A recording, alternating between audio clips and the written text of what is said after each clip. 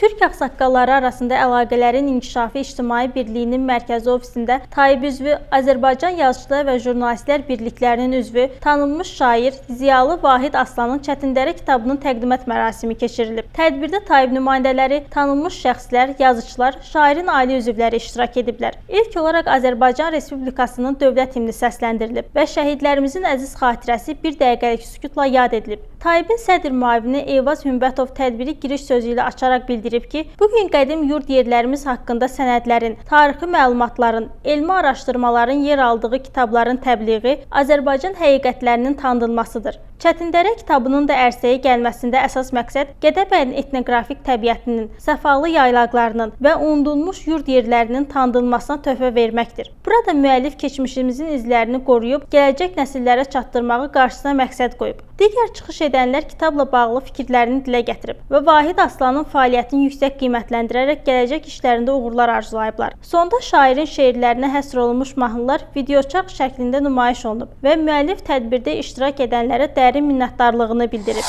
Kitabda bir roman, 24 hekayə yer alıb. Roman Çətindərə adlanır, elə kitabın adı da romandan götürülüb.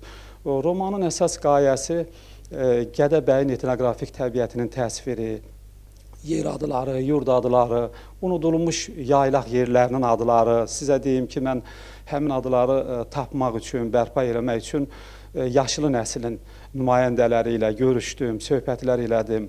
İnformativlik baxımından da kitabda zəngin məlumatlar var. Hekayələrə gəldikdə, hekayələrin mövzusu rəngarəngdir.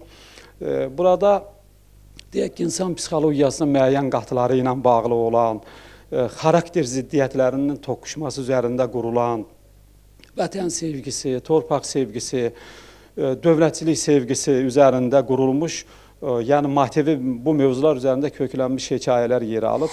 Xatırladaq ki, Vahid Aslan 16 kitab, 4 monoqrafiya, 2 metodik vəsait və 440-dan çox məqalənin müəllifidir. Nurlana Əhmədova, Seyranə Quliyeva, Çingiz Abdullayev, Heydər Həsənli, Misya TV.